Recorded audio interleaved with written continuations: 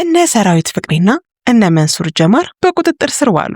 እንግዲህ በቁጥጥር ስር ሊውሉበት የቻሉበት ምክንያትን ከዚህ በታች በዝርዝር እናቀርብላችኋለን። 1300 ሰዎችን በማጭበርበር ከ1.4 ቢሊዮን ብር በላይ ሰብስቦ ከጠፋ ድርጅት ጋር የሰሩ አርቲስቶች በፌዴራል ፖሊስ መያዛቸውን ሰምተናል።